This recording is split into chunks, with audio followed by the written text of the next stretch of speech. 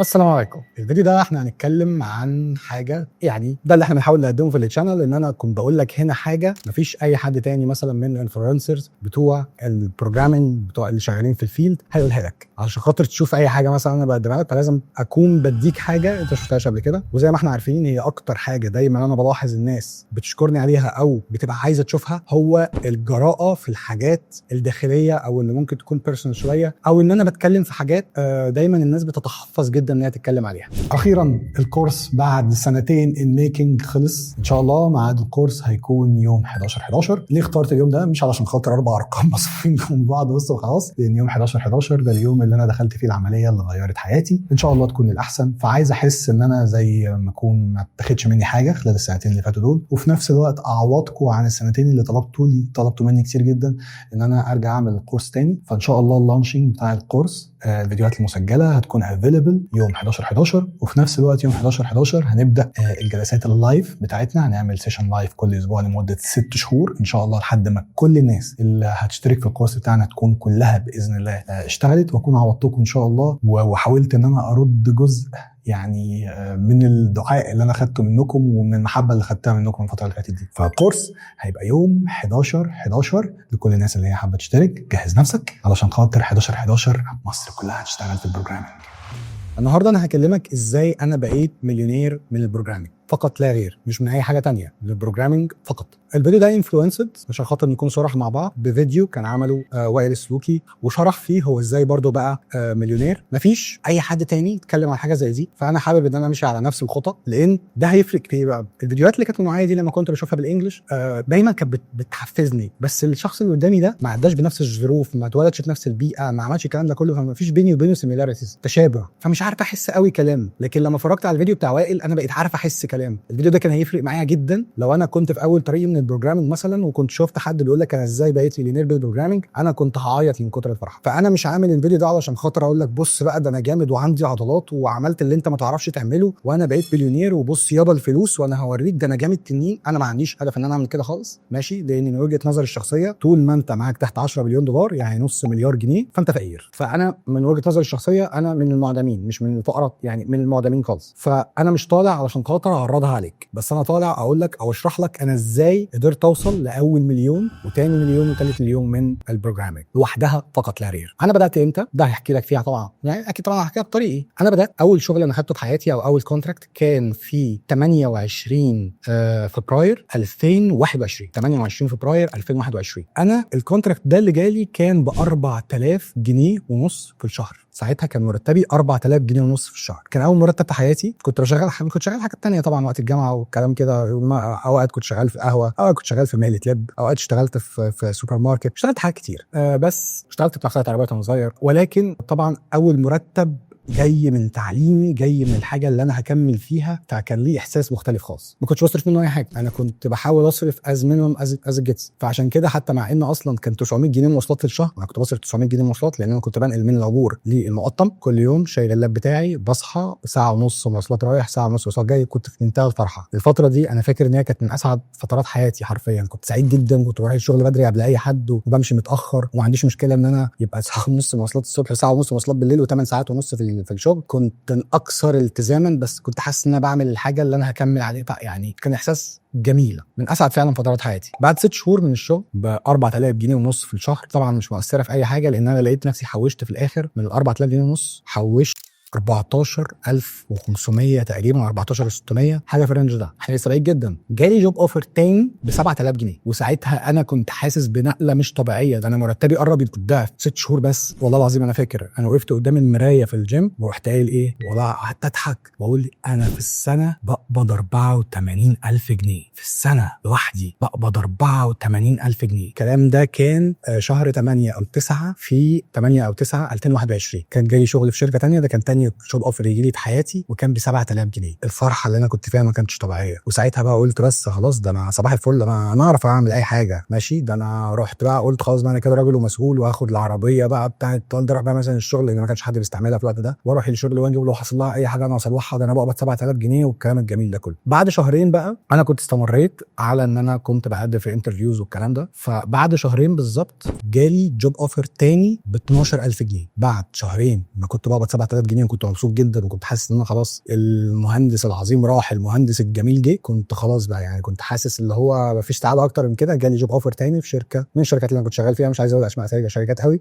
كان ب 12000 جنيه. وهنا انا كنت ماشي في العربيه، انا سرحت من كتر الفرحه وانا ماشي بالعربيه. انا كنت عامل حادثه حرفيا والله. بعد ما شفت الميل بتاع الجوب اوفر ماشي ب 12000 جنيه. الكلام ده كان ديسمبر 21. ده كان ثالث جوب اوفر يجي لي في سنه واحده، اللي هي السنه اللي انا بدات فيها. كان ديسمبر 21 ب 12000 جنيه. ساعتها الدولار كان ب 15000. فيعني انا تقريبا كنت واخد حوالي $850 حاجه مبلغ على فكره ساعتها كان كويس يعني، فعلا ساعتها كان كويس. انا كان بيرضى مني كتير جدا، وكنت بحاول اصرف عادي. كنت بحوش تقريبا حوالي 9000 جنيه. المهم انا قفلت اول سنه ليا 21 ديت، قفلتها في الاخر خالص محوش 25000 جنيه. قفلت السنه وانا محوش 25000 جنيه. دي سنه 2021. فسنه 2021 عملت فيها بالظبط 25000 جنيه، حوشت 25000 جنيه.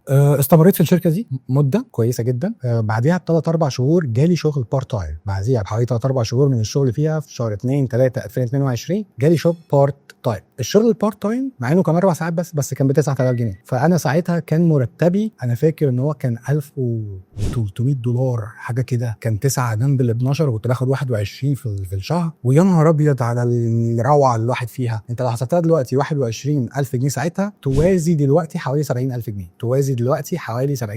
كل ده انا لسه انا دي اول سنه ليا في البروجرامينج، يعني دي اول سنه ليا حرفيا في البرمجه. استمريت على الوضع ده فتره كام شهر، وبعد كده سبت شغلي البارت تايم وركزت في شغلي الفول تايم بس. فرجعت ل 12000 جنيه لمده 3 شهور. وبعد كده التيم ليد بتاعي ساب الشركه، وانا ما كنتش مؤهل طبعا ان انا اكون تيم ليد، لان انا ما كنتش حتى كملت سنتين اكسبيرينس. بس هم كانوا حاولوا ان هم يلاقوا تيم ليد وما لقوش، قعدوا شهرين بيحاولوا فما لقوش. فالمهام اللي كانت مسقطه عليه اتنقلت ليا. فبقت الشغل اللي انا بقدمه بقى صعب قوي، وما بقتش قادر ان انا اشتغل في حاجه ثانيه جنبها. فرحت طلبت كام زياده. قلت لهم يقولوا لي من 12 ل 25. قلت لهم ادوني ضعف السالري على طول. اتناقشت معاهم وقالوا لي لا انزل لا اطلع، لا انزل لا اطلع، لا انزل لا اطلع، لحد ما في الاخر ادوني في الشهر 22000 جنيه و6000 جنيه كل 6 شهور. 22000 جنيه في الشهر و6000 جنيه كل 6 شهور. فرجعت تاني بقبض فوق ال 20000 جنيه. استمر الموضوع ده لمده 3 شهور كمان. فكنت كده عديت نص 2022. كان داخل على سنه، يعني قربت على سنتين اكسبيرينس. كنت سنه ونص تقريبا اكسبيرينس. كان اوريدي كان بيكفي كل حاجه، وكنت بحوش اول 6 شهور والكلام ده. وصلت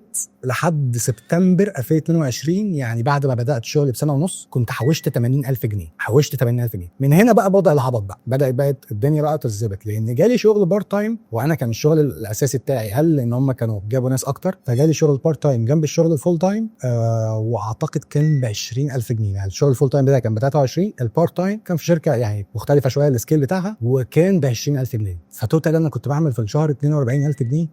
الدولار كان ب 15 جنيه. فكنت داخل في حوالي $3000. يعني كنت داخل في حوالي 140000 جنيه مثلا، 150000 جنيه حاجه في الرينج دلوقتي. فكنت بحوش منه كميه رهيبه جدا. قفلت 2022 وكنت محوش 180000 جنيه، لان صرفت كتير. 180000 جنيه وجبت حاجات كتير قوي بقى، لان كنت عايش فعلا ساعتها ببذخ. ما كانش بدماغي ان انا احوش اي حاجه، بس ده كان اللي بيرضى بعد ما انا كنت مرقعت كل الدنيا. ف 180000 جنيه دي تاني سنه ليا في البروجرامينج. بقى معايا 180000. كان اخر 2022. ساعتها انا كنت دخلت في العمليات وكنت تعبت، وكانت الدنيا بالنسبه لي صعبه جدا، وحصلت لي المشكله اللي انا وضحت لكم عليها. فكنت قاعد في البيت. من هنا بدا ان انا كنت بشتغل ريموت بس انا قاعد في البيت 24 ساعه. فقلت انا هحط كل وقتي الفتره اللي جايه ديت، لان كنت عارف ان انا هقعد في السرير فتره طويله. هحط كل وقتي في الشغل، وان انا اشوف اوفرز احسن، وان انا اشوف شركات احسن، وان انا اشوف مرتبات احسن، عشان خاطر لما اقوم على رجليا يبقى عندي حاجه اقدر استثمرها تكبرني وتوصلني للحريه الماديه. فمن اول 2023 بدات بقى. طبعا يعني الالم كان وجع قل شويه. كنت اون ترامادول طول الوقت. مش هنتكلم في القصه دي تاني، دي قصه وخلصت. بس كنت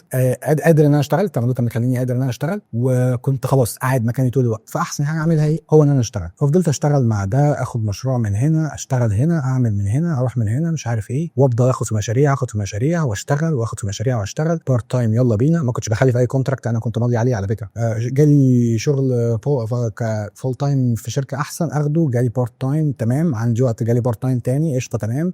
جالي مشروع مثلا اقدر اعمله في الويك اند اخلصه الكلام دوت. فكنت بشتغل زي المسروع لمده حلوه. يعني 2023 كلها انا مشيت بنفس النهج ده لحد 11 2023. ال 11 شهر الاولانيين في 2023 اعتقد انا كنت حوشت فيهم، لو ما خانتنيش الذاكره، لان كان حصل الارتفاع بتاع الدولار وانا كنت بقبض بالدولار بس. لو ما خانتنيش الذاكره انا وصلت لحد 820 الف جنيه. 2023 وصلت لحد 820. خلينا نقول 800 عشان خاطر نبقى في السيف سايد. ففي الاخير بقى جالي جوب كونتراكت من شركه كبيره جدا وبتدفع بالدولار وبتدفع ارقام كويسه. وساعتها كنت يونت ليد، يعني حاجه شبه التيم ليد في الفرونت اند، ولكن الريسبونسابيلتيز بتاعته اقل شويه. ده كان اكبر بوزيشن جالي وكان اكبر جوب اوفر جالي. ده بقى غير الدنيا بقى. بدات اللي هو انا كل شهر كونسيستنتلي بعمل 150 ل 200 الف جنيه مصري. وساعتها كان النقله بتاعه الدولار ديت كانت رفعت جامد، فكانت كل شويه عماله ترفع في مرتبي. فضلت مستمر على ده 2023 و2024. في 2024 هي دي كانت مع بدايه 2024 دي كانت السنه اللي انا كسرت فيها اول مليون جنيه في حياتي. حاجات كتير قوي من انا اتصرفت على العلاج والمرض، مش طالع اشتكي، بس انا كنت باخد ب 30000 جنيه ترامادول بس في الشهر. حاجات كتير قوي اتصرفت، والعمليات بتاعتي كانت غاليه جدا. فاكر عمليه انهم كان في 400 في 500 في 500 تاني في ربع مليون. دي كلهم كانوا في سنه واحده، يعني كل عمليه دي كانت سنه واحده. فانا كنت هبقى محوش اكتر من كده بكتير في الاخر، ولكن يعني ده قدر الله، يعني قدر الله مش هفعل. فيعني كنت اللي انا كنت بجيبه كان جزء كبير منه كان بيتصرف على صحتي علشان خاطر ارجع تاني اقف على رجلي. ولكن 2024 هي دي السنه اللي انا كسرت فيها اول مليون. دي السنه اللي انا في بدايتها، دي اللي انا بقى معايا فيها مليون صحيح. اخر 2024 انا فاكر لان دي كانت قريبه جدا، انا كان معايا في البنك بعد ما صرفت على العمليات كان معايا مليون 719 مليون 719 الف جنيه. ده هنا بقى دي كانت اعتقد دي كانت البيك، دي كانت اخر حاجه، دي قتلت بيها 2024 بالشكل ده. وكنت لسه مستمر في شغلي. وعايز اوريكم حاجه، انا كنت ساعتها عرفت ان في سيجمنتس، يعني على حسب الفلوس اللي انت بتدخرها في البنك على حسب انت انهي سيجمنت. فانا كنت في بنك سي اي بي. اول حاجه وهو البلس عادي جدا، ان انت بتكون يعني بيرول، حساب بيرول عادي، حساب مرتبات عادي. وتاني حاجه ان انت تكون عندك في البنك اكتر من مليون ونص. ساعتها بتديك فيزا مختلفه، هوريك شكل الفيزا دلوقتي، اسمها فيزا ويلز. انت لو رحت علشان خاطر وريتهم مثلا السكرين اللي انا هبعتها لك ديت او الشكل الفيزا اللي انا طالعها دي، مش